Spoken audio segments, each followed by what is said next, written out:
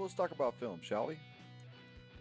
So I did a couple of videos about some movies involving the vampire genre that kind of went over the kind of the cultural impact, and I named a few movies off which I felt pretty important. Well, I think I'm going to go a little bit more in depth and talk about the films and talk about the people actually behind them. And I'm probably going to pick like a couple out of each decade up until the modern era, and then talk about why I think they're significant and uh, what the innovations as far as the trope is concerned. So anyway, this one right here is the this first installment here is going to be the the real pioneers, the guys that really started it. These two individuals probably more than anybody else probably laid the groundwork. Of course, next to Bram Stoker himself, the guy that wrote Dracula and some of the some of the early folk tales or whatever. But so anyway, there had been a few attempts in the silent era to make a vampire movie, and some of them were pretty good, and for the time they were they weren't bad. But however, the person that's generally regarded by film historians to be the master of it would have to be F.W. Murnau. Now, F.W. Murnau also did Metropolis, and he is generally regarded as one of the best, if not the best, cinematographer and director of the silent era. And now the interesting thing about it was that Nosferatu, when it first came out back in the early 20s, it was mired in problems. I mean, he almost got the shit suit out of him by the Stoker estate, and he lost his court battle, and they had to destroy a lot of the copies of those early movies. Now, luckily, they found several in like Eastern Europe and Poland and Hungary, places like that. So they found several copies, and they were able to restore it. And of course, now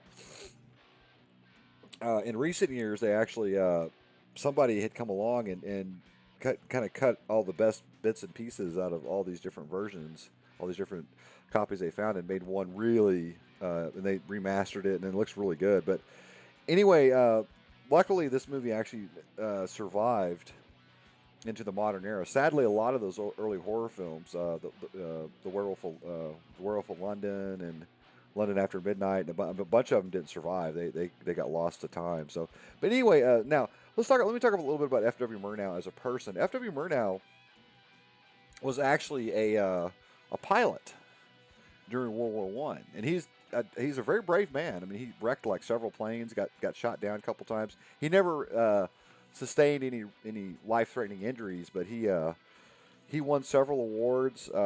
He knew von Richthofen, the Red Baron. He knew the Red Baron, and he was and he also, one could argue that he was also very innovative in that style of combat, because that was like brand spanking new.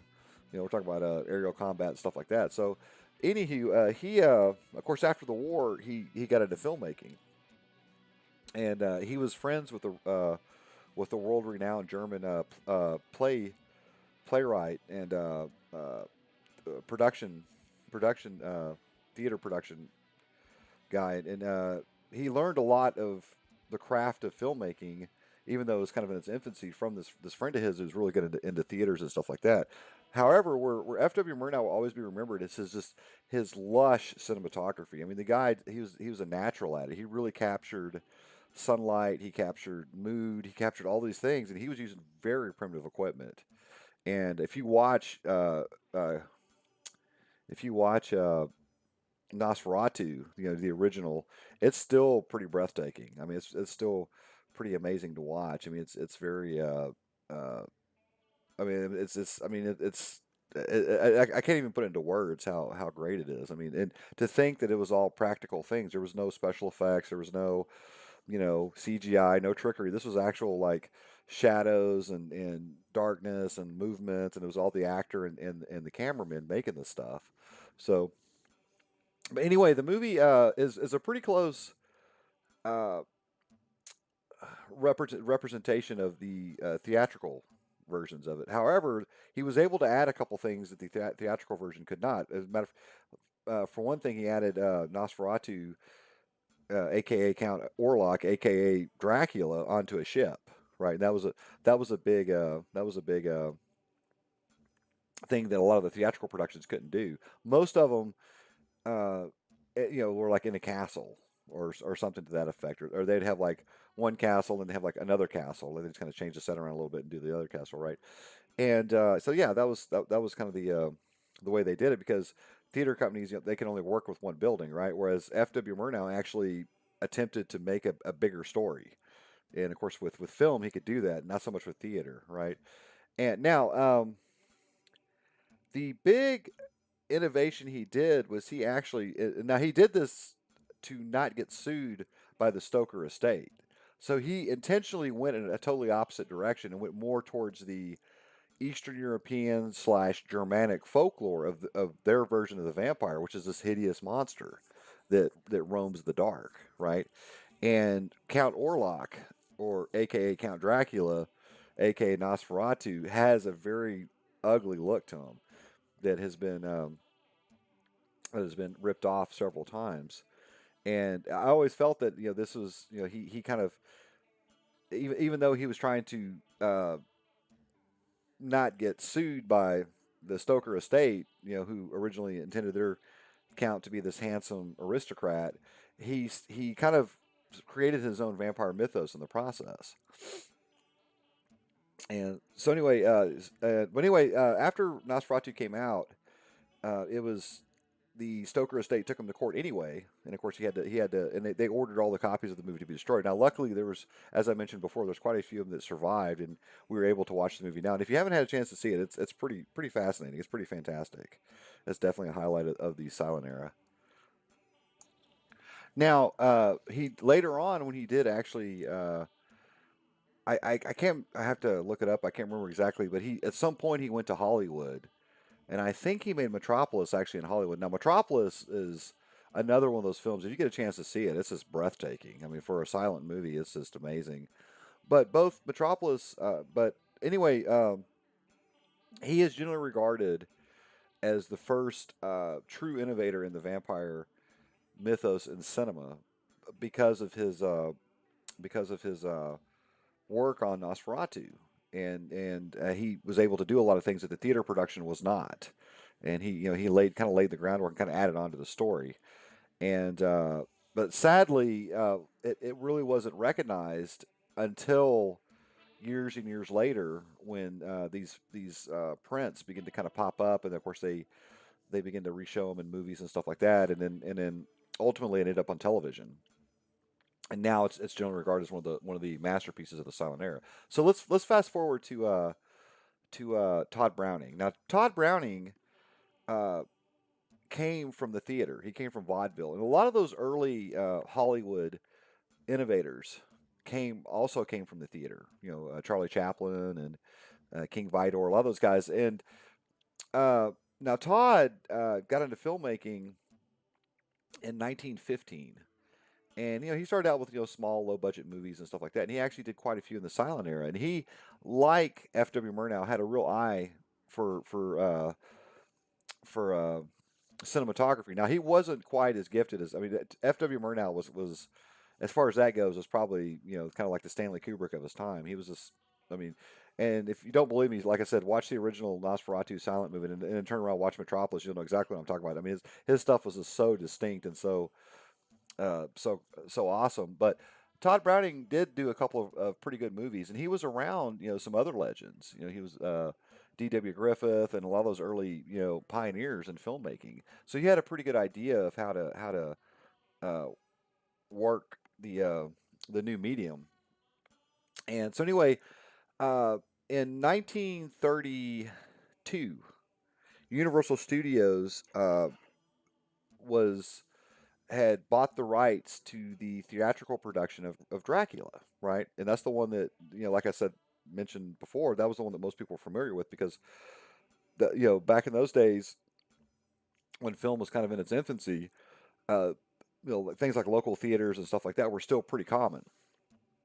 and Dracula was a very popular production, right? And then of course it was very popular over in Britain and in Europe, and so anyway, they decided to kind of do give it the big budget Hollywood treatment, which they had done that with a lot of other movies that came from theaters and stuff like that. And most of them tend to be very popular, and of course they wanted to do like kind of a gothic story. They had like a bunch of elaborate sets built and stuff like that, castles and stuff like that. So they now the reason why they picked Todd Browning was because Todd Browning actually came when he was a young man. He worked for the carnivals, and he had kind of an eye for that kind of weird kind of stuff. And of course, now a couple years later, he would do Freaks, and Freaks would actually get him actually blacklisted for a while because Freaks is a little too realistic, right?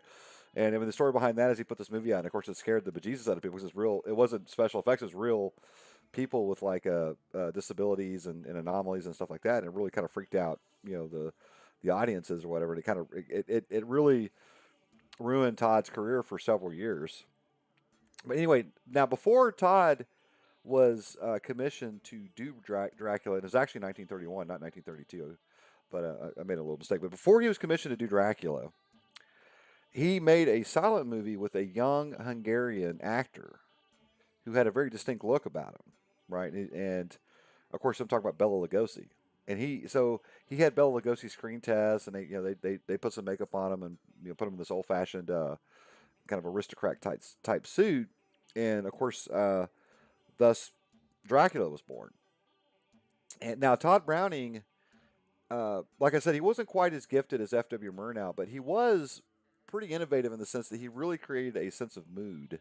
And see, the thing about Dracula is Dracula is not a very particularly, especially the original Universal Studios version, it's not a particularly scary movie, but it is very moody. It's got a real keen eye for strange things. If you watch the opening of the movie and several of the little parts in between, it's a very it's got a certain languid moodiness to it, which Todd Browning was really good at. And of course, he was able to use these big sets and stuff like that. And he was in a interesting position to really kind of tell the story. Now, of course, he actually cut a bunch of stuff that F.W. Murnau had in it, but as a whole, the two stories are very similar, and both of them kind of set the tone for vampire movies for the next half century or so. And now, some obvious examples of Murnau's influence would be in 19 in the mid to late 70s. I think it was CBS, I believe. CBS Television hired Toby Hooper, who had done the Texas Chainsaw Massacre, to do a television film for Stephen King's Salem's Lot. Now, even though in Stephen King's version of Salem's Lot, in the novel, Count Barlow, who's a direct nod to Count Dracula, Stephen King said as much. Count Barlow was a very handsome man, right? He was very kind of mysterious looking, but he's very handsome. Well, Toby Hooper kind of tossed out the idea. It's like, hey, let's make this look like Nosferatu, and of course, King kind of agreed with it, and ultimately the what you saw in the original Salem's Lot was the Nosferatu version, the more ugly, hideous vampire. And then a year or two later, the famous German director Werner Herzog, who did a lot of movies with Klaus Kinski, and he was a real kind of method guerrilla, banging your head kind of filmmaker. Did a version of Nosferatu, which is really good. I mean, like I said, if you don't like silent movies, watch Werner Herzog's version of it. He actually did two. He did one in English and one in German. And how they did that was they would do one scene in English, and of course they turn around and do a scene in German because both him and Klaus Kinski were fluent in English. But yeah, Werner Herzog and he's generally considered one of the best directors from Germany. Kind of there were like Glenn Beaters and a handful of others. But yeah, his version of Nosferatu is pretty amazing with Klaus Kinski playing Count Orloff. But anyway, even though Nosferatu or F.W. Murnau had the better cinematography, arguably that Todd Browning did. Todd Browning got reached to a bigger audience. Therefore, his version of Count Dracula was the one that was often imitated, right? I mean, especially like in the clothing. Like if the Hammer Horror uh, Company, or the Hammer Horror Company, the Hammer Film Company, when they started doing horror movies in the late '50s, and of course they got Christopher Lee to do Count Dracula, he looked very similar to Bela Lugosi. It's just that he was real tall, and he was, he wasn't a little guy, and he's more quintessentially British. Best way I can describe it. And he did a very effective version. But the handsome vampire has always been, the common trope in vampire movies. And of course, later on, when special effects kind of came of age, you would have kind of a combination where like the handsome vampire would turn into the ugly vampire if he was, whatever, triggered or whatever. He got. You see that a lot in like Anne Rice and Buffy the Vampire Slayer, stuff like that. But anyway, both these guys were extremely innovative in the vampire genre, and they kind of laid the groundwork. And even though they're basically both telling kind of the same story, they did it in two distinctly different visual styles. They were both very moody, very languid, and had a sense of visual flair to it. And now, like I said, F.W. Murnau also did Metropolis, which is also generally regarded as one of the best movies of his era. And then Todd Browning did Freaks, which also was generally regarded as one of the best horror movies. And I mean, it was kind of ironic, but it kind of had the same treatment that Nosferatu did, where it for a long time it wasn't shown. I mean, it was kept in a studio vault, and that was that, right? And then, of course, in the '70s, they released it as an actual film where you could see it at certain movie houses, and then it was finally released on television in the '80s. And that's when I saw it. It is, for the time, it's a pretty creepy movie. So, but anyway, both these guys are highly influential on the vampire genre. And if you're really looking for where the kind of the cinematic tropes and the mythology starts, start with those two guys, F.W. Murnau and Todd Browning. So, anyway, I hope you guys found this little essay informative, and if you like it, and if you please subscribe, and if you got any comments, please comment, and I shall talk to you people later.